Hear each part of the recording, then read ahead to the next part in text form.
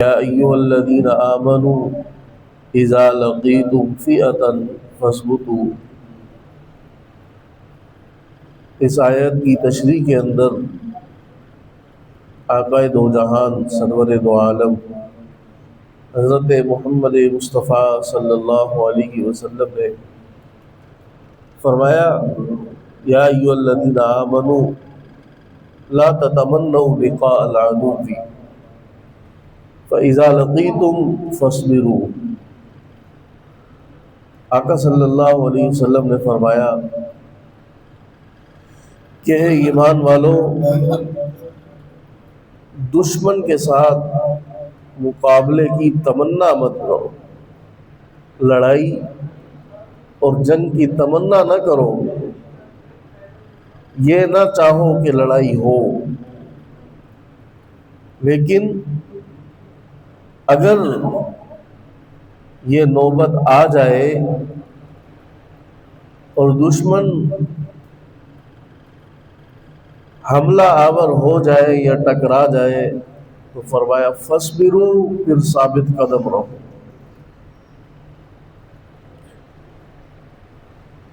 کہ مسلمان کی شان یہ ہے،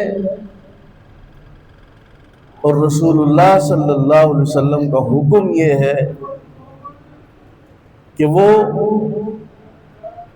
لڑائی کو پسند نہ کرے،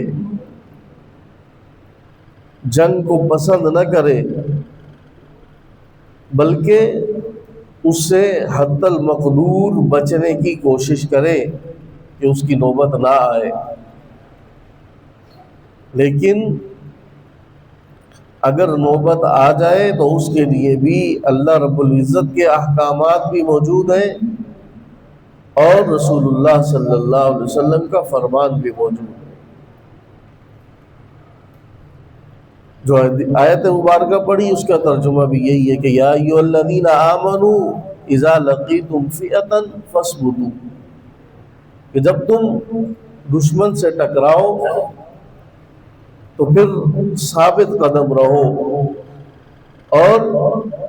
واذکروا اللہ کثیرا، ثابت قدمی کے ساتھ ساتھ اللہ کا ذکر کثرت سے کرو، اللہ کو یاد کرو۔ کیوں کہ ساری طاقتیں اللہ رب العزت کی ہیں۔ اللہ رب العزت جسے کامیاب کریں گے، جس کی کامیابی اللہ رب العزت چاہیں گے وہی کامیاب ہوگا، اور اگر اللہ رب العزت کسی کو ناکام کرنا چاہے تو پھر پوری دنیا مل کر اسے کامیاب کرنا چاہے تو نہیں کر سکتی۔ اس لیے تم لڑائی میں ثابت قدمی کے ساتھ ساتھ اللہ کی بڑائی کو بیان کرنے سے نہ رکنا، اللہ کی بڑائی دل کے اندر قائم رکھنا کہ جو کچھ ہے وہ اللہ رب العزت کی وجہ سے ہے، اللہ رب العزت کی مدد کی وجہ سے۔ اور تاریخ اسلامی اٹھا کر دیکھیں تو اللہ رب العزت کی مدد ہر جگہ نظر آئے گی۔ جنگ بدر کے اندر رسول اللہ صلی اللہ علیہ وسلم جنگ کی تیاری سے نہیں نکلے تھے، ارادہ جنگ سے نہیں نکلے تھے، بلکہ اس وقت آپ کے نکلنے کا مقصد ایک تجارتی قافلے کو روکنا تھا۔ لیکن انہیں پہلے اطلاع ہو گئی اور وہ تجارتی قافلہ رستہ بدل کر نکل گیا، اور کفار کا ایک تیار لشکر، اسلحے سے لیس لشکر آپ کے مقابلے کے اندر آ گیا۔ تو اب آپ صلی اللہ علیہ وسلم نے اپنے صحابہ سے مشورہ کیا کہ بھئی مجھے مشورہ دو، اب کیا کرنا چاہیے؟ ہم تو لڑائی کی تیاری سے نہیں آئے، ہم تو جنگ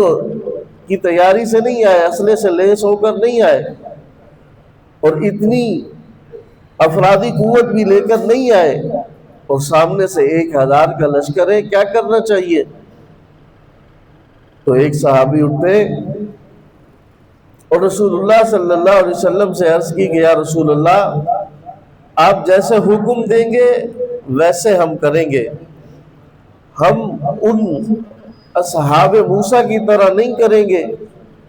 کہ جنہوں نے موسیٰ علیہ السلام کو یہ کہا تھا اذهب انت وربک فقاتلا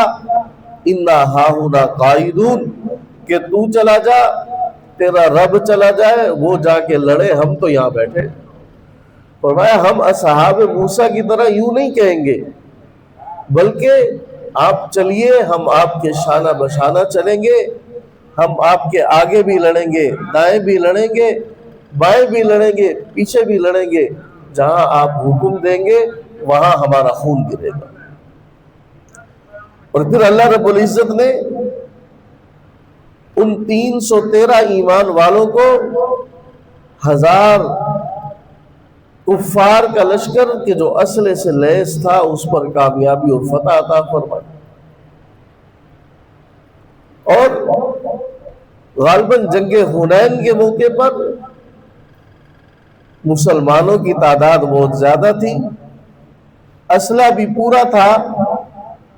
تو بعض لوگوں کے منہ سے یہ الفاظ نکل گئے کہ آج تو ہمیں ہماری فتح کو کوئی نہیں روک سکتا، آج تو ہماری تعداد بہت زیادہ۔ تو رسول اللہ صلی اللہ علیہ وسلم نے انہیں منع فرمایا کہ مسلمان جب بھی فتح یاب ہوتا ہے وہ اللہ کی مدد سے فتح یاب ہوتا ہے، اسے اپنے اسلحے، اپنی تعداد اور اپنی طاقت کے اوپر بھروسہ نہیں ہوتا، نہ اس کا ذوق وہ کرتا ہے، بلکہ اس کا بھروسہ، اس کی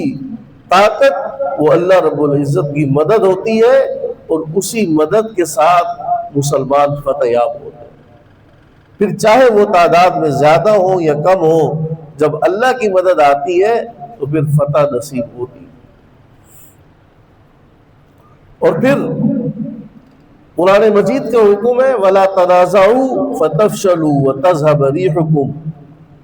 اور کہ جب ایسا موقع ہو کہ دشمن حملے کے لیے پر تول رہا ہو، اس موقع پر جو چیز نقصان پہنچاتی ہے وہ آپس کا اختلاف ہوتا ہے۔ قرآن نے کہا وَلَا تَنَازَعُوا، آپس کے اندر نہ الجھنا، ایک دوسرے کو مورد الزام نہ ٹھہراتے رہنا، ایک دوسرے پر انگلیاں نہ اٹھانا، گروہ گروہ ٹکڑیاں ٹکڑیاں نہ ہو جانا۔ اس سے ہوگا کیا؟ فرمایا فَتَذْهَبَ رِيحُكُمْ، تمہارا رعب جو دشمن پر اللہ رب العزت نے قائم کیا ہے وہ ختم ہو جائے۔ اور پھر ایسے موقع پر اپنی قیادت اور اپنے صبح سالار پر اعتماد کرنا، کیونکہ ہر آدمی، ہر عام شخص وہ چیزیں نہیں دیکھ رہا ہوتا کہ جو ایک اعلیٰ عہدے پر براجمان شخص اور ایک تجربہ رکھنے والا شخص جو چیز محسوس کر رہا ہوتا ہے وہ ایک عام آدمی نہیں کر سکتا۔ آج ہم میں سے ہر بندہ وہ تجزیہ نگار بنا ہوتا ہے، مہارت ہمیں اپنے شعبے کی بھی نہیں ہوتی، اور ہم اپنا حق سمجھتے ہیں ہر شعبے پر تنقید کرنا، حالانکہ ہر شعبے کا کام اس کی ماہرین کو سونپ دینا چاہیے، ان پہ اعتماد کرنا چاہیے۔ مثال کے طور پر ایک مریض اور بیمار آدمی کسی ڈاکٹر کے پاس لایا جائے تو اب اس کا علاج ڈاکٹر صاحب کر رہے ہو اور ساتھ میں کھڑا ہوا ایک عام آدمی جو اس مریض کا رشتہ دار ہو، وہ ڈاکٹر صاحب کو مشورہ دے گا کہ یوں کر لیں، اور آپ اس کو سمجھدار کہیں کہ بھائی اپنے شعبے کے ماہر وہ ڈاکٹر ہے، وہ طبیب ہے، علاج کرنا اگر کروانا ہے تو اس پہ اعتماد کرنا پڑے گا، اس پہ اعتماد کر کے ہی ہم اپنے مریض کی صحت پا سکیں۔ اور اگر ہم اس کے اندر اپنی رائے ڈالنے کی کوشش کریں گے تو کیا ہوگا کہ مریض کا مرض خراب ہوگا، اور پریشانی کس کو ہوگی؟ مریض کو بھی ہوگی، اور اس مشورہ دینے والے کو جو کہ اس کا رشتے دار ہے، بھائی ہے، اس کا والد ہے، اسے بھی ہوگی۔ تو قرآن مجید نے ہمیں راہ دکھلا کہ موقع پر کرنا کیا ہے، فرمایا فاذکروا اللہ کثیرا، اللہ کی یاد کرو، اللہ رب العزت کو کثرت کے ساتھ یاد کرو، ولا تنازعوا فتفشلوا، اور آپسی اختلاف سے بچنا ہے، آپسی پروپیگنڈا سے بچنا ہے، غلط خبروں کو پھیلانے سے بچنا ہے۔ غزوہ خندق کے موقع پر رسول اللہ صلی اللہ علیہ وسلم نے ایک صحابی غالباً ان کا نام حضرت وحید رضی اللہ تعالیٰ عنہ، ان کے ذمے ایک کام لگایا، فرمایا کہ اگر تم چاہو تو تم صاحب تدبیر ہو، تم یہ جنگ ختم کروا سکتے ہو۔ تو انہوں نے اجازت مانگی کہ یا رسول اللہ مجھے اجازت دیجیے کچھ ایسی باتیں کرنے کی جو آپ نے مجھے نہیں فرمائی، لیکن میں آپ کی طرف سے جا کے کروں گا۔ کیونکہ رسول اللہ صلی اللہ علیہ وسلم نے فرمایا الحرب خدعہ، جنگ نام ہے چال بازی کا، چال چلنے کا۔ اور ان صحابی نے اجازت کی، اور اجازت دے کر اس وقت ماحول یہ تھا کہ جو یہود کے قبائل تھے وہ باہر سے آنے والے مشرکین کے ساتھ گٹھ جوڑ کر چکے تھے اور مسلمانوں کو نقصان پہنچانا چاہتے تھے۔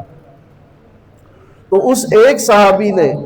چند باتیں وہاں کی اور چند باتیں مشرکین کے ساتھ جا کے کی، اور ان چند باتوں سے جنگ کی کایا پلٹ۔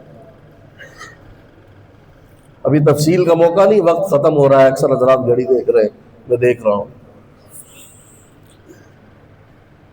تو عرض کرنے کا مقصد یہ ہے کہ یہ خبریں اور یہ باتیں جنہیں ہم فضول سمجھ کے جو جی میں آتا ہے کہہ دیتے ہیں، جو جی میں آتا ہے لکھ دیتے ہیں، ان کی بھی اہمیت ہوتی ہے۔ اور مسلمان کی شان یہ ہے کہ جب کوئی خبر آئے تو اس کی تحقیق کرے، پھر اس کی آگے ترویج کرے۔ یا ایھا الذین آمنوا ان جاءکم فاسق بنبأ فتبینوا ان تصیبوا قوما بجہالۃ فتصبحوا علی ما فعلتم نادمین، کہ جب تمہارے پاس کوئی خبر آئے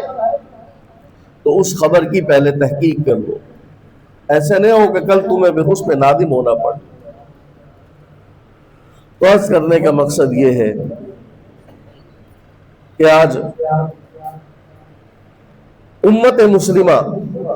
ایک جنگ کے دہانے پہ کھڑی ہے، اور کفار مل کر چال بازیوں کے ساتھ امت مسلمہ کو کمزور کرنا چاہتے ہیں۔ جیسا کہ میں نے قرآن مجید کی آیت بھی پڑھی کہ یا ایھا الذین آمنوا لا تتخذوا اليہود والنصارى اولیاء، بعضهم اولیاء بعض، یہود اور نصارہ کو دوست مت بناؤ، ان کے ساتھ معاہدے مت کرو۔ کیوں؟ قرآن کہہ رہا ہے بعضهم اولیاء بعض، یہ آپس میں ایک دوسرے کے دوست ہیں، تمہارے نہیں ہیں۔ اور مسلمان ان پر تکیہ کیے بیٹھے، ان سے معاہدے کر رہے ہیں، تجارتیں کر رہے ہیں، اور اس کا نتیجہ آج یہ ہے کہ وہ مسلمانوں کے گلے کے اندر۔ اللہ رب العزت تمام عالم اسلام کی حفاظت فرمائے اور اسلام کو فتح نصیب فرمائے۔ اللہ رب العزت مجھے آپ کو عمل کی توفیق عطا فرمائے۔